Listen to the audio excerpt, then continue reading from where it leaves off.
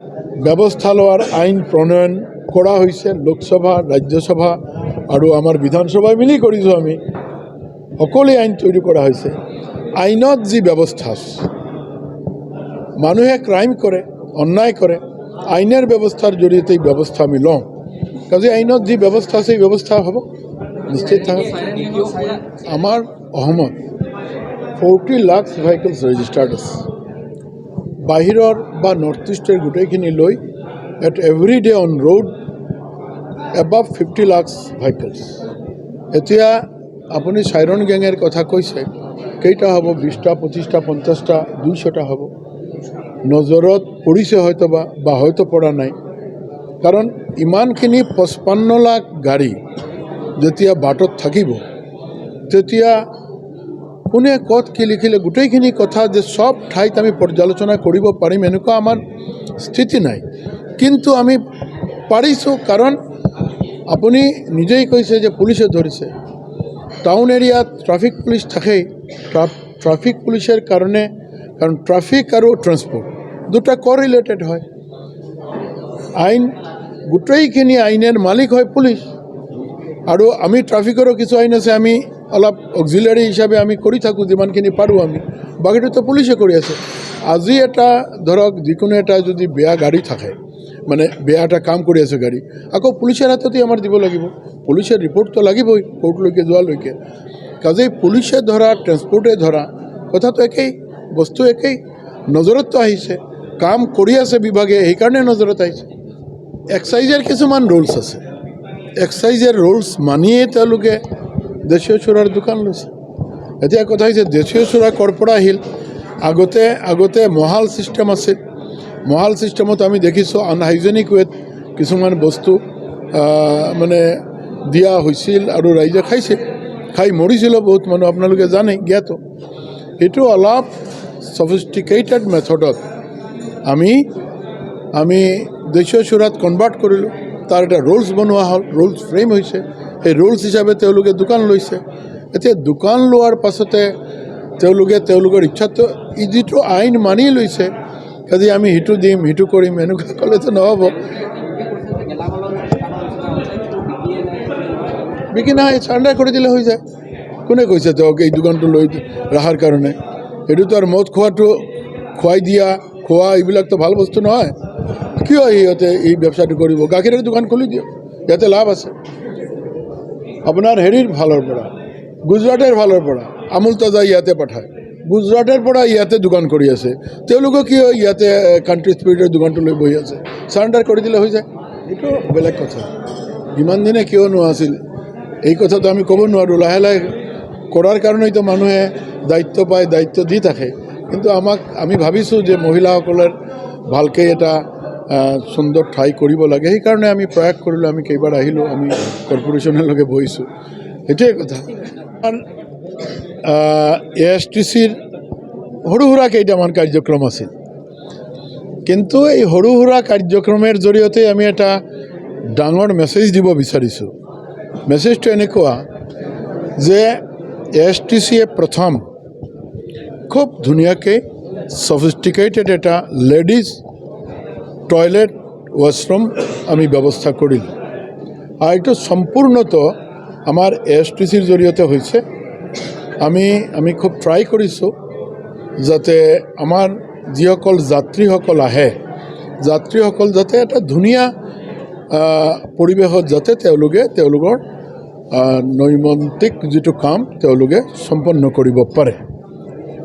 আৰু আমাৰ এই টয়লেটেৰ বা আমাৰ ৱাশৰুমেৰ জৰিয়তে মই নিজে দেখি আহিছোঁ, অন্তত 10জন মানুহ একেলগতে, 15জন মানুহ একেলগতে যাব পাৰে। ইয়াতে গা ধোৱাতকৈ আৰম্ভ কৰি গোটেইখিনি ব্যৱস্থা আছে, যেনেকুৱা এয়াৰপোৰ্টত থাকে। ঠিক তেনেকুৱা আমি এয়াৰপোৰ্টত ইমান দিনলৈকে আমি গ্ৰীণ বাছৰ সেৱা আগবঢ়াব পৰা নাছিলোঁ। অহাকালিৰ ফালৰ পৰা আমি এয়াৰপোৰ্টটো আমাৰ ISBTলৈকে আমি এটা গ্ৰীণ বাছৰ সেৱা আগবঢ়াম। কাজেই ৰাইজ এতিয়া এয়াৰপোৰ্টৰ ফালৰ পৰা যদি ISBTলৈকে আহিব বিচাৰে, তেনেহ'লে কমফৰ্টেবল আহিব পাৰে। আপোনালোকে জানেই গ্ৰীণ বাছৰ কথা আৰ ক'ব নালাগে গ্ৰীণ বাছে ৰাইজে খুব ভাল পাইছে আৰু মাননীয় মুখ্যমন্ত্ৰী ডাঙৰীয়াৰ সপোন আছিল বা চেষ্টা আছিল যে আমি কেনেকুৱা আমি গ্ৰীণ এনাৰ্জিৰ জৰিয়তে আমি ৰাইজক সেৱা আগবঢ়াব পাৰোঁ আৰু ৰাইজক প্ৰদূষণমুক্ত আমি কৰিব পাৰোঁ প্ৰদূষণমুক্ত এটা এনভাইৰনমেণ্ট আমি ক্ৰিয়েট কৰিব পাৰোঁ আৰু এই ক্ষেত্ৰত খালি গ্ৰীণ বাছৰ সেৱা আমি আগবঢ়াম এনেকুৱা নহয় আপোনালোক ইয়াতে থিয় আছে এই মুহূৰ্তত আপোনালোকে দেখিছে আমাৰ এটা পৰিত্যক্ত ঠাই পৰিত্যক্তই ক'ব পাৰোঁ এইটো কেতিয়াবা এনেকুৱা এটা মানে আছিল আমাৰ ইয়াতে এটা ৰেষ্টুৰেণ্ট আছিল একেবাৰে মানে তেওঁলোক পাৰাই নাই আৰু কিবা কিবি কৰি ৰাখিছিল আমি এই ঠাইটো আমি টেণ্ডাৰ কৰিলোঁ আৰু ভাল এণ্টাৰপ্ৰিনৰ আহিলে আপোনালোকে দেখিছে আমাৰ CNG ষ্টেচন সন্মুখত আমি কৰিলোঁ সেইটো এটা ধুনীয়া এনভাইৰনমেণ্ট আৰু আজি যদি আপোনালোকে চাই ইয়াতে যি ৰেষ্টুৰেণ্টখন আৰম্ভ হৈছে আজি আমি আজিৰ পৰা আৰম্ভ কৰিছোঁ যদিও মালিকানা বেলেগ মানুহৰ বাট আমি টেণ্ডাৰৰ জৰিয়তে তেওঁলোকক আনিলোঁ আৰু এই কথাটো সঁচা আপোনালোক গুৱাহাটীতে আছে কিন্তু মই এনেকুৱা ভাবিব নালাগে যে মই ৰেষ্টুৰেণ্টৰ হৈ কৈছোঁ বাট এই কথাটো সঁচা যে বিভিন্ন ষ্টাৰ কেটেগৰী ৰেষ্টুৰেণ্টৰ লগতে এইটো এটা কম্পিট কৰাৰ নিচিনা এটা ৰেষ্টুৰেণ্ট তেওঁলোকে বনাইছে আৰু খুব ধুনীয়াকৈ আমি মেনু চাৰ্টত দেখিলোঁ তেওঁলোকৰ ধুনীয়াকৈ তেওঁলোকে মেনু চাৰ্টত যাতে স্বাদিষ্ট আহাৰ ল'ব পাৰে ৰাইজে তাৰ কাৰণে তেওঁলোকে প্ৰয়াস নিশ্চিতভাৱে কৰিব আৰু মই ভাবোঁ যে এই এয়াৰপৰ্টলৈকে যাত্ৰা বা কোনো কাৰণত এজন মহিলাৰ যদি কোনো ৱাশৰুমেৰ প্ৰয়োজন হয় সেই দুটা আমাৰ ISBT কমপ্লেক্সেৰ ভিতৰত এইটো আমাৰ ASTCৰ মাটি আৰ এই ASTCৰ মাটিত এটা ধুনীয়া আমাৰ যেটো স্টাৰ ক্যাটাগৰি ক'ব পাৰোঁ ৰেষ্টুৰেণ্ট ৰাইজে ইয়াতে আহি তেওঁৰ দৈনন্দিন জীৱনৰ যে মান সেই মানটো তেওঁ সঠিক ৰাখি তেওঁ এইটো ব্যৱহাৰ কৰিব পাৰিব আৰু আজি এই অনুষ্ঠানত আমাৰ ভাইস চেয়াৰপাৰসন প্ৰণবজ্যোতি লহকৰ ডাঙৰীয়া আছে উপস্থিত আছে আমার প্রতিজন এমপ্লয়ি আমার MD রাহুল দাসের লগতে ইয়াতে আমি উপস্থিত আছো আর আজির দিনটো আমি খুব ধুনীয়াকৈ উপভোগ কৰিছোঁ আৰু আমি ভাবোঁ যে এই তিনিটা কামেৰ জৰিয়তে আমাৰ ASTCৰ যেটো